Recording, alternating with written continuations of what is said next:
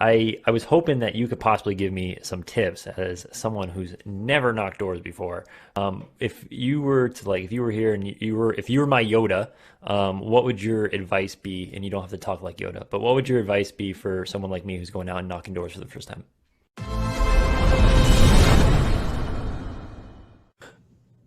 All right, and now we are officially recording. So today I'm talking with Earl. Earl is one of the probably the third person I've ever had or I've ever chatted with on this podcast more than once. And you're probably one of the most requested ones, I think, out of the few people that send me messages. They always say that they liked your interview. So Earl, thank you for taking the time to talk again. Thank you, Kyle. Appreciate it. It's always good to be able to come on and share some content with everybody. Yeah, and I know it's weird because you don't like I make these videos and I don't really ever think about the impact that they have. There's a lot of people that I've talked to that watch them, and it's always surprising. But yeah, for sure, people really liked your approach because I think your energy that you bring is a little bit different than a lot of the other people in solar. Would That's you what I found. Yeah. so what do you think? How would you describe that contrast? Yeah. So the difference is coming into this industry 6 years ago, I had no experience in sales, door to door, solar, any of that. My background is construction, just working really hard. I was a carpenter for 6 years. And then I got into the health industry for a while back in 2012. And so, you have a mixture of construction and working with people with their health. And so I came into this industry already with like working with people one on one and really caring about people. And I I wasn't focused on the money from the get go. It was really about cool. I get to do something that helps people. And I'm going to focus on that. I'm going to learn as much as I can about this industry as far as helping people understand what I'm doing and how it helps them. I'm not going to even think about the money. The money was pretty good when I first got into it, even though it was half as much as I make now, but it was good at that time. And I never really thought about it. It was a commission only position, but the only thing I saw was the ability to help people. So going out on the doors, knocking on doors, and getting rejection and talking to people didn't bother me as much because I wasn't focused on the money. So I think that's a big difference. A lot of people in this industry are like, man, you can make a lot of money.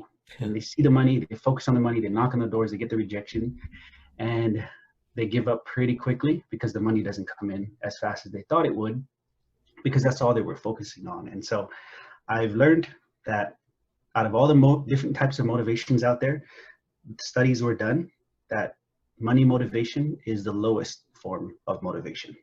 So even though it motivates you, there are higher forms of motivation. And I believe if you can find those higher motivations, you'll have a lot more success.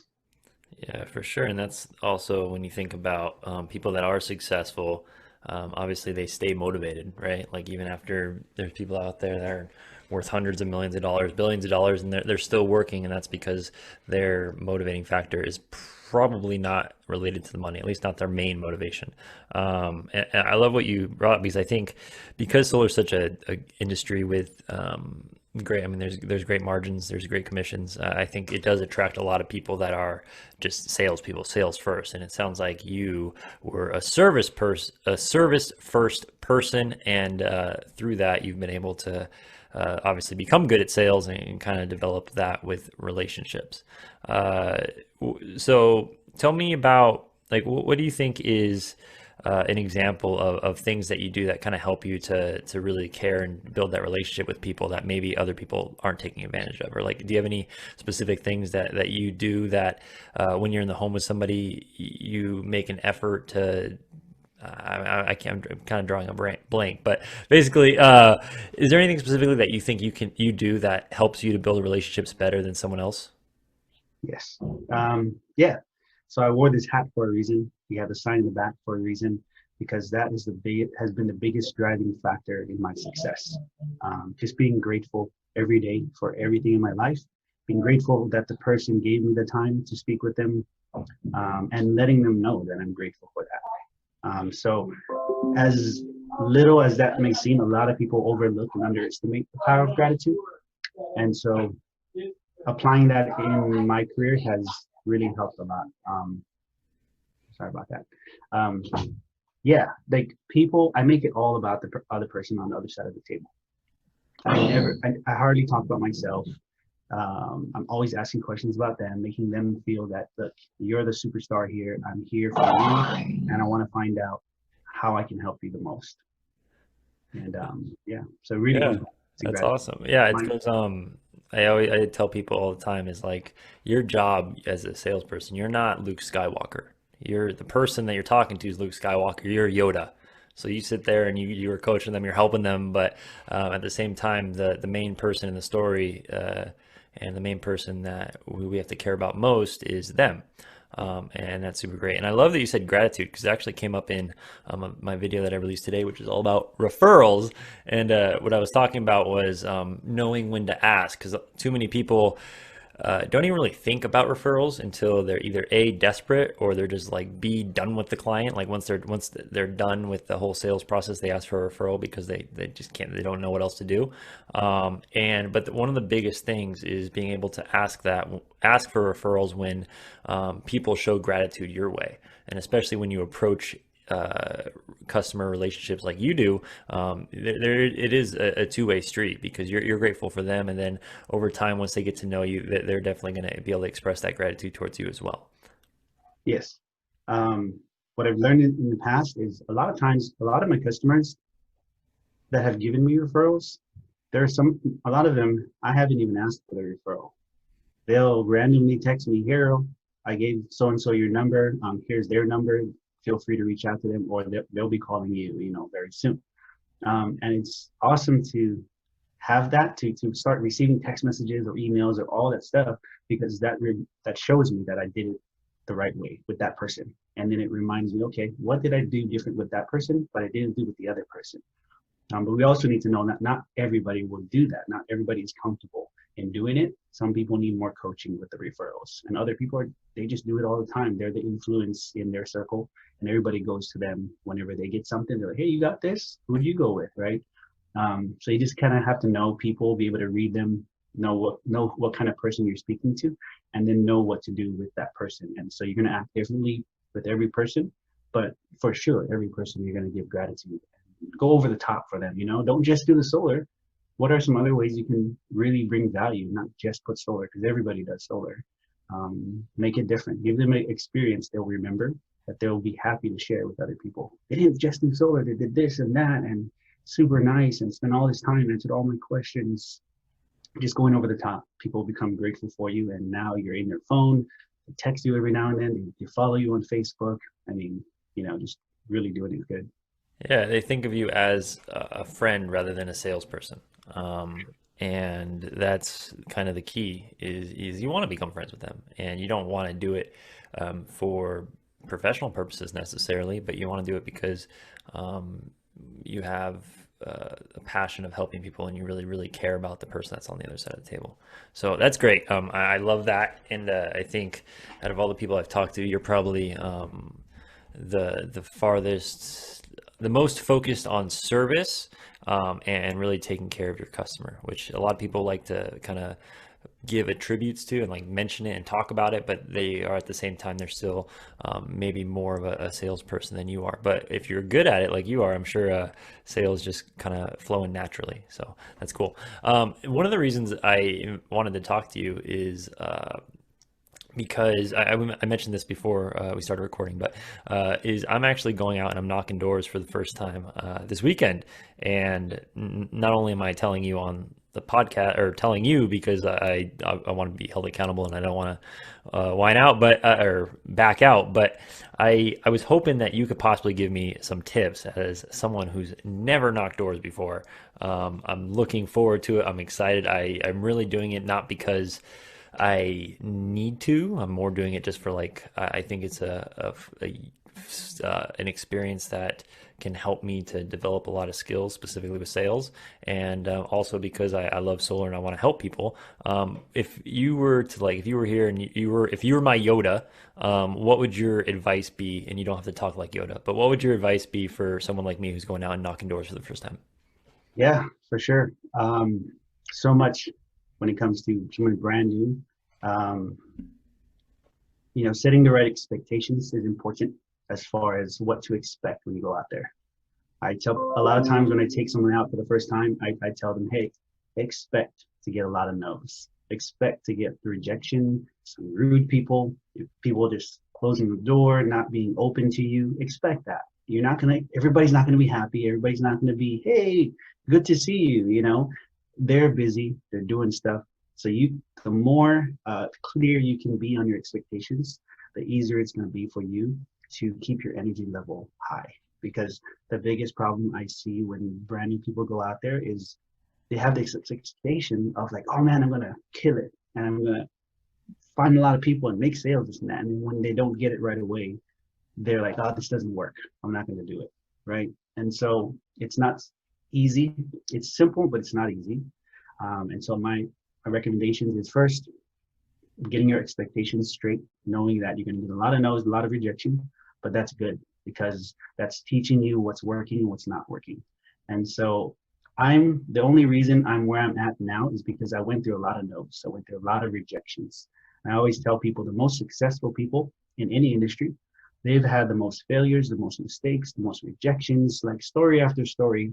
You hear about people facing tons of rejection before they finally got that success, before they got their pitch right, before they were able to get the yes that they finally got. Because of all the no's, it helped them formulate a pitch that worked, right? And so you're going to have to go through all those trial and errors to figure out what works and what doesn't work.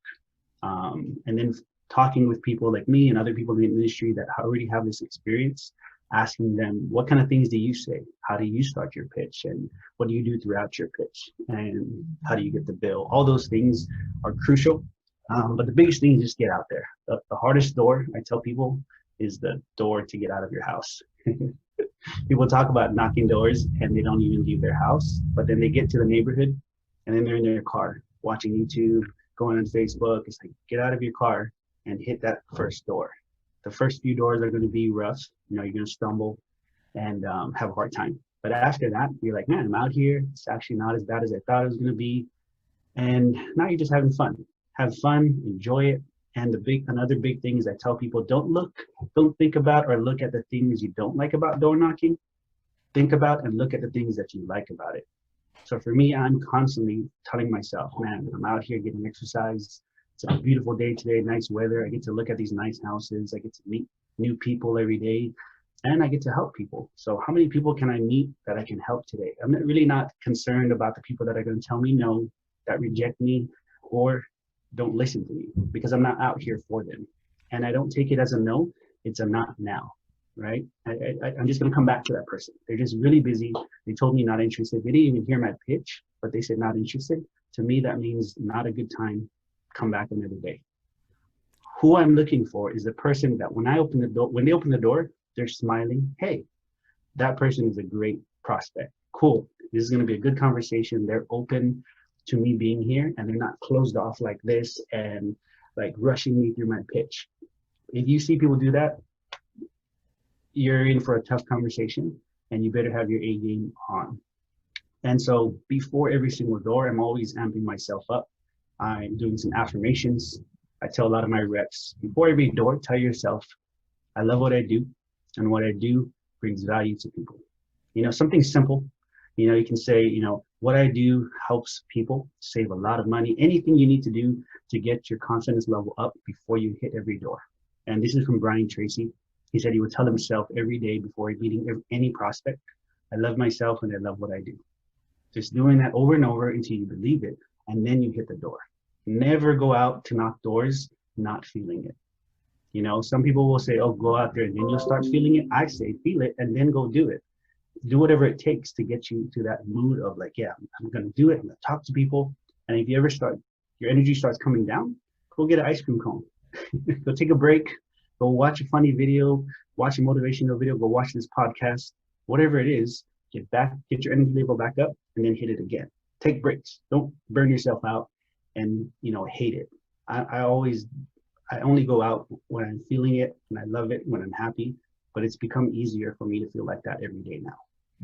I think door knocking is actually like a really great example of that, because when you are feeling it, you can get a lot more accomplished in 2 hours than 8 hours if you're in a bad mood or if it's just a rough day. And so I think people have to realize, I mean, it's just like making calls on the phone.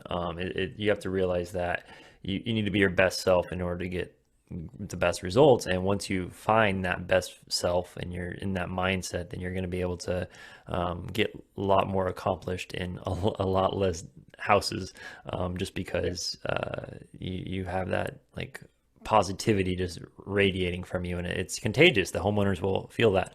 I remember I was reading something, I forget where it was. I think it was on a YouTube video or something. But it was like someone's like, "Oh yeah, I've been knocking doors for maybe actually it might have been one of the groups." Someone was like talking about how they've been knocking doors for a few hours and they couldn't figure out why they were having such a rough time. But they realized they were listening to like angry music, and they were probably walking around. They said they thought they must have been walking around with like an angry slash agitated face, and all their conversations started off on the wrong foot because they were in that kind of zone. And so one of the things that I've heard a few people do, and I'm interested to hear if you do anything. Do you ever listen to music while you're knocking? Sometimes. What type of music would you listen to? Um, so I'm from Hawaii. Island music always calms me down, gets me into a kind of good mood. So I Nice. That's a fun one. I mean, it definitely probably would put a smile on your face, makes you feel like you're on vacation. yeah. So that, or like just positive music, like you said, like you were saying, the opposite of what that guy was listening to. So anything with positive messages, things that remind me that everything is okay, everything's good. Getting into the gratitude mindset if it's music, right? Um, but yeah, I bombard myself with positivity every day.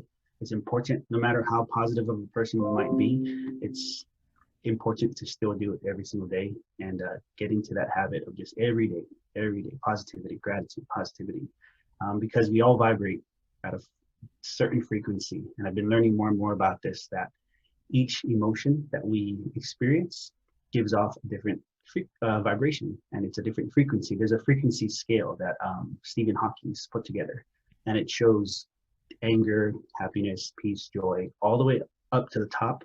And then on top of the scale is gratitude. It's the highest state of mind, the greatest emotion we can experience that would really elevate your emotions. So when you, like you said, when you're at the door, people can feel that energy. Before you speak, your energy introduces yourself. Yeah, it's for sure. I mean, it's interesting how that, because what's the, I believe I'm trying to remember what the percentage is. Like some insanely large amount of communication isn't verbal. Mhm. And your face, your body, it all communicates messages before you're even able to open your mouth. So yeah, man. I mean, that's so positivity mindset obviously is huge. I'm gonna definitely practice some self-talk and try to get myself in just that space and focus on helping people rather than stressing over the results of each and every door. What would your like? How do you recommend that someone who's new kind of opens the conversation when they're at the door? Yeah. So it kind of depends on the market, if it's more saturated or if it's a brand new market. Um, so here in San Diego, it's very saturated. And No, you don't say. if I start off with, "Hey, how's it going? My name is Earl, and we're just talking to people about solar," the door is closing halfway through the word solar. Now, some people have success with starting off with solar because they say, "I want to just get it out of the way. And if they're not interested, I'm going to move on." My take on it is, if I say solar and they're already closed off to solar, I'm going to have a harder time convincing them to go solar or to talk with me, because they're going to tell me, "I've spoken to 5, 10, 15, 20 people already. You're the 20th guy that's come by." My approach and my experience as far as my success has come from educating people about solar before saying solar. So I like to share with them the benefits of solar without even mentioning solar. And so that can be a powerful thing. I start off, almost the first line out of my mouth is, "Hey, how's it going? No worries, I'm not here to sell you anything today. Just got a quick notification for all the homeowners in the neighborhood. And I say that because the first thing in their mind when they open the door is what? What are you selling? And if I start with that, then their guard is down. It buys me another 10, 15 seconds. Now they're going to listen to whatever I say next. And it needs to be good and important and intriguing enough for them to continue to listen to me. So I'm constantly buying their time with the value I bring. Every word, every sentence, and my energy level is to let them know I'm here to bring you some value that no one else has brought you so far. You don't have solar right now because no one is giving you enough value to buy more time from you to listen to them. And so that's why I'm here. And hopefully I can do that. I don't do it with every single homeowner, but it's really about gaining their trust through the value you give them in the words that you speak and how you speak. And when I say value, what I mean by that is information that they don't have, that you have. Once you give them that information, they can now save some money. They're in a better position now without you asking for anything or trying to make a sale. So you're giving them information that immediately helps them without you asking for anything. That shows them, hey, look, I don't want anything from you. I want to just give you whatever I can to help you. And when they really feel that, when you're genuine about it, they're going to give you more time. They're going to listen to you. They're going to be a little bit confused. Like, why are you giving me free stuff like this to help me? I feel like there's a catch, right? And you see that look on their face. But as you go, as you stay calm and confident in your pitch, you'll buy more time and you'll see their shoulders drop and they'll be more comfortable. And then you can start talking about solar and setting up an appointment. You don't have to rush right into it. Hey, let's set up an appointment. Would you like one? No? Okay, cool. Like, I feel like that can burn a lot of doors. I mean, that's just, each person has their own opinion on that. For me, I'm going to spend as much time as I can. If they give me time, I'm going to spend my time there, educating them, getting to know them, building a relationship at the door, so that when I come back the next time, we're friends. We went over a lot of information already, and sometimes they're halfway or all the way closed before the next appointment because I've spent so much time with them the first appointment. Yeah, that's great. And I do see the contrast in styles where the people that are blurting out solar in the first 5 seconds, what they're really doing is they're trying to find the low-hanging fruit. They're playing the numbers game, and they're trying to find that one person on out of 100 homes who's going to be like, oh yeah, we were just talking about that yesterday. Um, but I definitely think that there is value in building that relationship. And then also, like you said, it's about not burning doors and leaving the door open so that you can possibly continue to come back to them in the future, which obviously if you just kind of give them one sentence and they say no and you walk away from them, then you're not really going to have that opportunity. With the regarding the bill and scheduling your next appointment. So you've introduced yourself. You kind of told them what it is that you're doing. You've breached the breached the concept of solar. Now you're kind of explaining to them how it works and how they can actually save money. When you go at the end, at the end of your meeting, how do you typically approach booking an appointment and getting the bill from them? Yes. So at this point, I've told them how the program works. And then I'll start off by saying, hey, but we're not here for decision. We understand no one's going to make a decision like this at the door. So we just want to get you some more information, some facts and figures about the program, just so you can see if it makes sense for your home or not. The way we get you more information is we take a quick picture of your electrical panel, make sure it's up to code and nobody's tampered with it, make sure it's congruent to solar. And then we just get a name and phone number. And I'll start that way just to keep it simple, because if you go straight for the bill, some people will feel uncomfortable or say that's personal or I don't have it. A lot of smoke screens will come up when they see the opportunity. And so I'll just get a name and number, because most people will give out a name and number. And I say, I'll take a picture of the electrical panel. So I'll get their name and phone number. They give it to me. And then I say, okay, is your panel on this side or that side? And they'll say this side. Okay, cool. Is there a lock on it? I'm asking questions to get them engaged and not distracted, but whoever asks the question is in control. So I'm asking questions, and then I tell them, okay, cool. I'm going to take a quick picture of the panel. One more thing to make sure our numbers are accurate. We can show you how much money you're going to save and where the panels are going to go and everything. We do need to see how much power your home uses in 12 months. And I usually show you that on your bill. On page 1, there's a 12-month graph. So you said you do online billing, right? Go ahead and open your phone. Your most recent email from the utility company will have that 12-month graph. I'll go take a picture of the panel. I'll meet you right back here. So I told them how to do it and to go do it, and I walk away. Now they have no objection or smoke screen to say, oh, I don't have it or I can't get it, because I just told them exactly how to do it. And there's no way that they don't know how to open their email and find an email.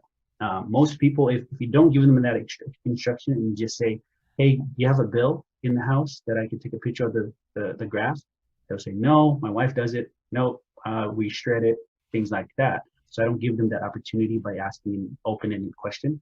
I just tell them, go ahead and get one of those. I'm giving them instructions. I'll walk away and come back. Most of the times I'll get it that way. And if not, then I'm calling the utility company.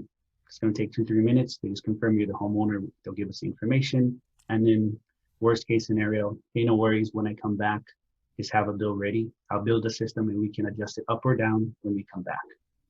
Because if they say no to the worst case scenario, which is I'll come back and have a bill ready, and they say no to that as well, they weren't interested and you didn't build enough trust and value to get the bill or set up the appointment. They were just smoke screening you. They're just saying yes so you can get out of here. Yeah, no, yeah, 100%. I mean, it's similar to, once again, back to my referral video there's a lot of things that are common there. Like number one is you don't want people to be giving you information because they just want you to go away. That's not the type of information that's going to lead anywhere. And then what I loved about what you said was that you did some things like starting small with micro commitments, and then also making it easy for them by kind of giving them the instructions of what they need to do. Because if you say, get me a picture of, or get me a screenshot of your bill, compared to saying, oh great, well if you just check your email and you find the email from the company, and then on the first page of the PDF, like when you walk them through it that way, it's the exact same thing that you're asking, but you're making it easy for them so they don't have to think. The more that they have to think, the more just like little anxiety that they're going to have about what's going on in that conversation. So that's great. So what about, so how often do you think that they don't have the bill with them and you have to have that conversation with the power company? Um, it's not too often, maybe 30% of the time. If you do it right, they're excited and interested, they like you and they trust you, then they're going to want to find a way to get the bill, like, oh, my wife does it. As soon as he gets home, I'm going to get it from her and we'll send it right over to you, that kind of stuff. But if you haven't set it up properly, then you're going to get smoke screened. Then I don't call the utility company. Even then, a lot of times I'll just say, no worries. I'll just see you at our next appointment. Just have one. Can you have one ready then? Yeah. Okay, cool. We'll do it that way. I really don't want to push it too hard. If that can be something that they're uncomfortable with at the time, then I'll just wait till the next time I see them. Or, hey, I can stop by tomorrow. Can you have one ready tomorrow? And I'll come back around. I'm going to be in the neighborhood for a while. So that's why I don't like to burn doors, because I'm there for a while. I can always come back. Yeah, we don't want to pressure them. Once again, it's all about being their friend. Well, very cool, man. I I'm excited, a little anxious about knocking doors for the first time. But I love that I obviously get to talk to people like you and pick your brains, because obviously it's kind of the way that you've built your entire business, from what it sounds like. What is it that you think? What is the biggest? I guess we already touched on that. I was going to ask you what the biggest mistake is, but I believe you already mentioned is kind of just not having the flexibility to bounce back after a handful of no's. What is your how is it that what is the most common objection that you have to overcome when you're at the door with somebody? Like what typically is the most common objection, and then what is your strategy for overcoming it? Nowadays, I typically don't get a lot of objections and smoke screens just because the way I formulated my pitch. That's another thing I tell a lot of people is, when you're new and you first get out there, just get as much experience as you can, and then find out what kind of objections and smoke screens come up. It's going to be, not right now. I don't have a lot of time. What is this? Not interested. I already looked into it. My bill is too low. Those are all the common ones. Doesn't make sense for me. I'm moving, which can't do much about. But once you can figure out what the common objections are in your market and in that area, then you just formulate into your pitch. Because if you're saying it first, now you're on offense and you don't have to defend yourself. When you're on offense, you take away their objections. Now they don't have anything to say to you, and all they can do is sit there and listen. And so I've done that. There's different ways of doing that. One way is, hey, how's it going? I know you guys have probably looked into solar already. You guys probably get a lot of solar people coming to your door, right? Yep. Okay, cool. So I talked to a lot of your neighbors, and they told me the reason they haven't gotten solar yet is because their bill is too low. They don't want to spend a lot of money out of pocket. They want to make sure it makes sense, things like that. Is that the same with you guys? So I mentioned it already, and then I'm just asking, would you agree that that's why you guys don't have solar also? Okay, cool. And then I'll talk about my program and how my program is different. But I brought it up first, which takes away the power of those objections. Now I have the power. But if they come up with the objection first, and now you have to do a rebuttal, you can win the argument or the rebuttal, but not always. Sometimes, even though you answer it properly, they'll say, no, I'm not interested, right? But if you said it first, now they don't have anything to say. So a lot of times, I'll just throw it into my pitch so it doesn't come back at me. But one of the common ones is, I don't have time. It's not a good time right now, right? So a good way to rebuttal that is, no worries, I'll give you the quick version. And then you just keep going, right? You try to buy a little bit more time. What I've seen some people do is like a dance. So they're pretending they're leaving, like, oh yeah, no worries, I got a lot of people to see right now. I actually got an appointment down the street, or I got to talk a lot more homeowners to talk to you. So yeah, I can come back another time. But let me just tell you really quickly what we're doing before I go, and then you just keep going. So it's back and forth, and just letting them know, yeah, no, I got a lot of time either. I'll just let you know what we're doing before I leave, and then I come back another time, and then just keep talking. Yeah, it's So that helps. it's like it's the typical like making them pitch you, you're not pitching them. Where when you're the one that's trying to leave and trying to get away, that's kind of what they feel like. And it makes them feel like they're the ones that are missing out if they let you walk away. It's super interesting. A lot of what you just talked about reminded me of obviously the movie 8 Mile, where at the end, he's like, he's gonna say this, he's gonna say this, he's gonna say this, and then once you lay it out on the table, they can't say that themselves because obviously you've already addressed it. And from a marketing perspective, I was actually making a video that I don't know if it was ever actually going to make the light of day, but it was taking like marketing lessons from the presidential debates that have been going on. And one of the things that politicians love to do is the thing called inoculation, which is basically trying to say what their opponent or what the person is thinking or what the other people are going to say before they say it, because then you're able to disarm them and they already have a response. And definitely, I think it's super important if you go into a market and you kind of already have an understanding of what the majority of people feel about solar, if they think it's a scam, if they think it's too expensive or won't actually work on their house, or like whatever the misconceptions that they might have are, if you are able to address that before they even bring it up, then you're gonna hopefully get around that before it even ever comes up. And it sounds like that's kind of the way that you approach it, and that's probably why you don't face that many objections. Exactly. Very cool. So what about like physical things, like when you're looking for a neighborhood to knock, or if you're looking at specific houses, what kind of things do you pick up on when you're going into a neighborhood or when you're walking up to a specific house? Yeah. So we had a training event last week, 3-day event in La Jolla. And one of the guys that was doing training, he asked people to throw out all these different things at him, like, give me a scenario. So people said, there's a truck in the driveway, the garage is open, tire marks are on the other side of the truck. So there was another vehicle there, but it's not there right now. All the windows are open, and what it reminded me of was a show called Psych, Monk, The Mentalist, all these detective shows, because those people are very aware of every single detail. And I think if you want to be super successful in door knocking, become a detective. You're looking at which car is home. If it's close to the door, then that's the power spot. That's the person who pays the bills, the homeowner, and they're there. If it's the other's car, it's probably not the homeowner, probably not the person that pays the bills. And sometimes that car has cobwebs by the tires, so nobody's actually home, right? Looking at all the windows, if they're open, somebody might be home. If they're closed and there's no cars, there's probably nobody home.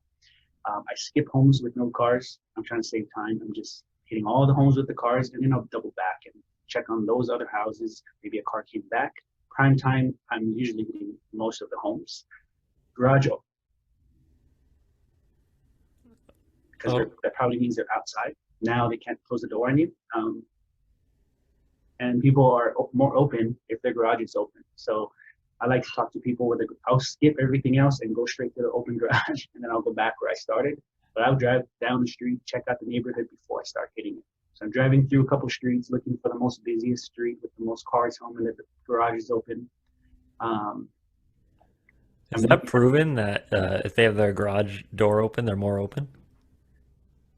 for me, it has been not they're not more open, but I can have a better conversation just because they can't shut a door on me, so I can keep the conversation going a Well, they little. can. It's just a much bigger door and it'll take a little Yeah, bit longer. But yeah. uh, It's out in the yard, just out and about, and that kind of tells me that they're okay with people coming and talking to them. A lot of people that are introverts, they don't want to be outside too much, and they don't want to run into those people to come talk, sell them something. Um, but be a detective, and then just being aware. You're looking at the car they drive matters. You see a truck, it's a person that probably does projects. Maybe they do construction. You see a nice Mercedes, this person is about having nice things, premium products, um, things like that. You see a busted up car and a car in the grass that's broken, might be a renter. So be aware of all these things and get better at knowing different personalities and how to speak to those different personalities. Being ready, see a van, they got kids, start talking about their kids and getting to know them that way. But be very intentional with everything you look. When you look at a house, be aware of what's going on in the house. Think about what could be going on. What time of day is it? What time of the year is it? A lot of things going on. Monday Night Football, be aware of that. Who's playing? Who won? Who lost? Things like that matter more than you think.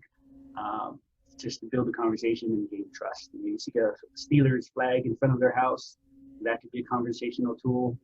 Um, just everything. Be aware of every single detail, and then get good at it. When I'm driving around, I'm not even working. I'm kind of looking at those things as I'm driving through neighborhoods. I'm like, oh, that's a ugly looking system, or that's a nice one, or that's a good south facing roof.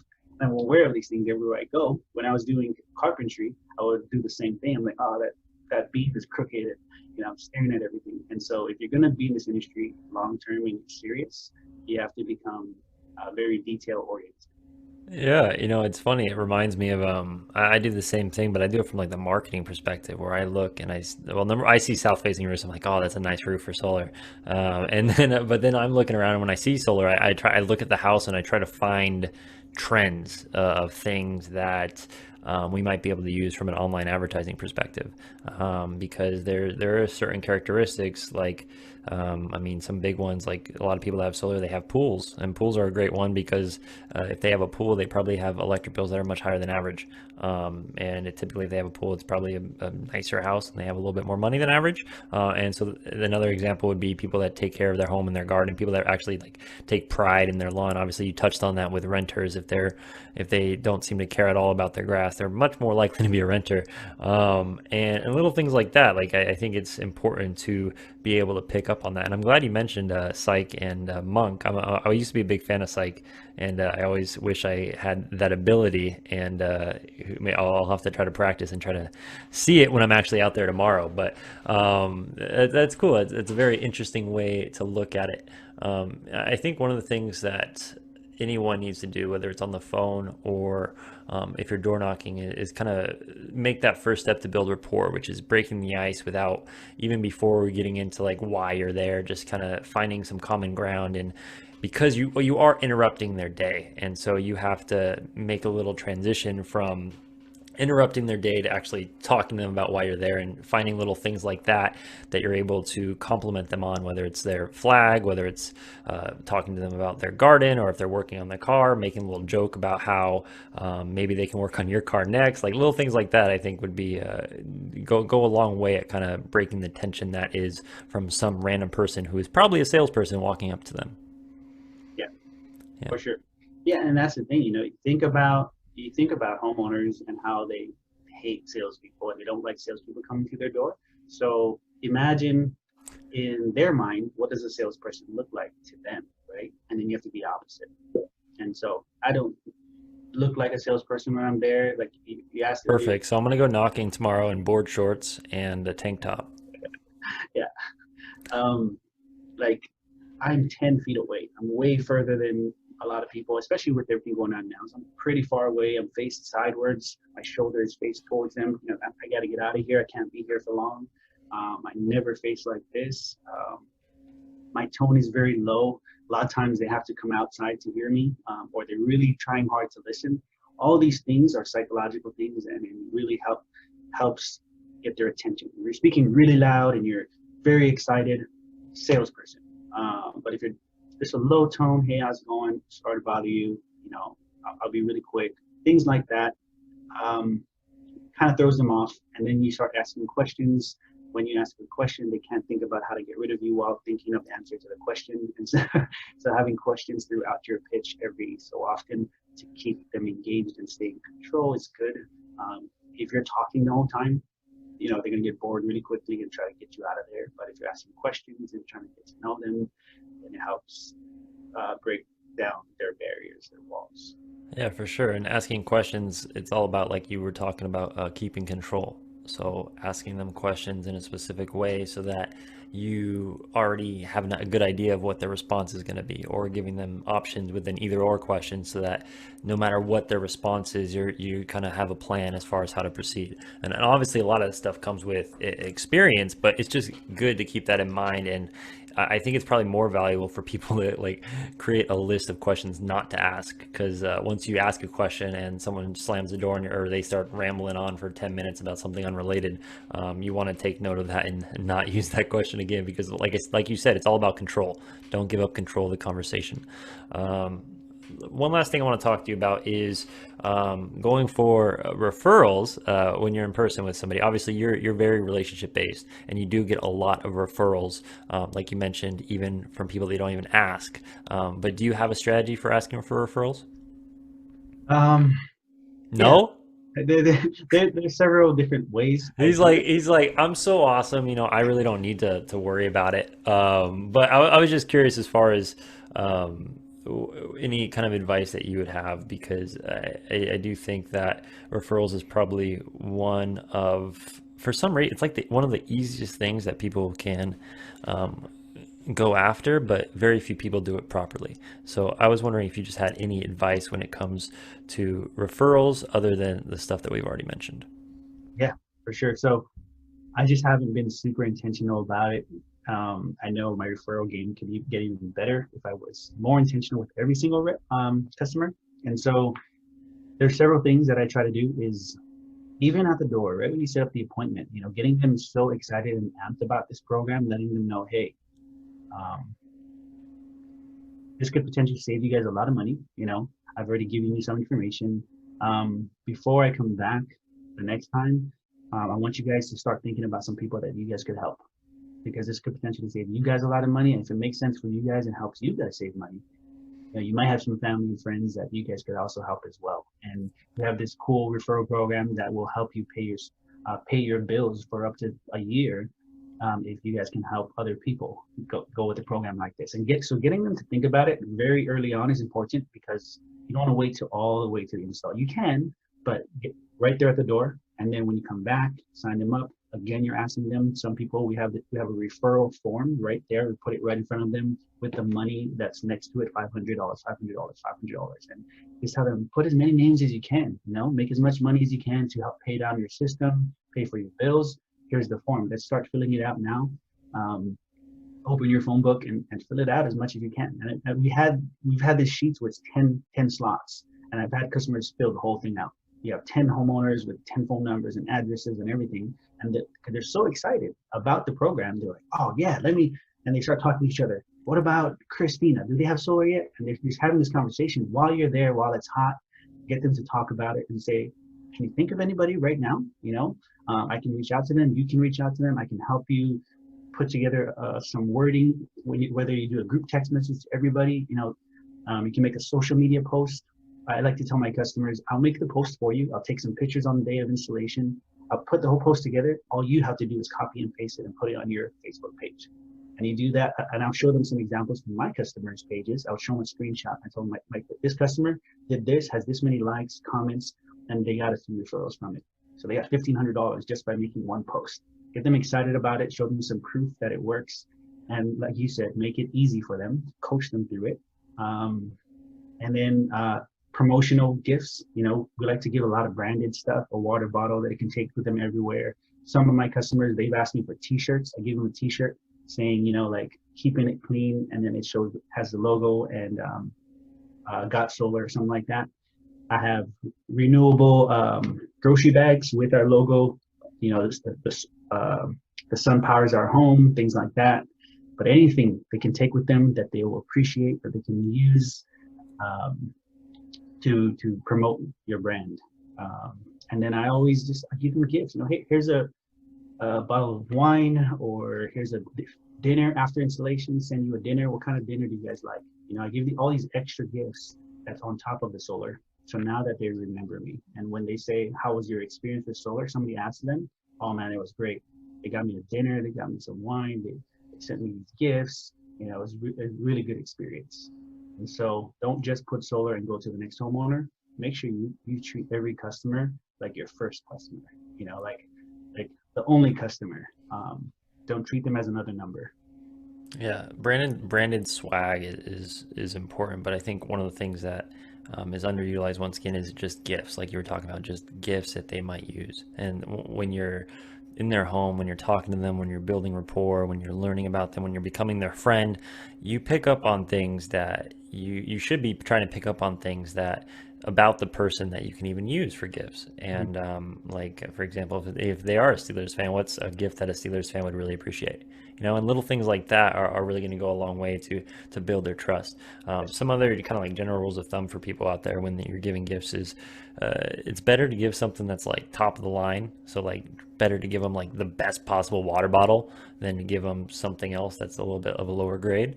And you want it to be something that is lasting. So like a good example is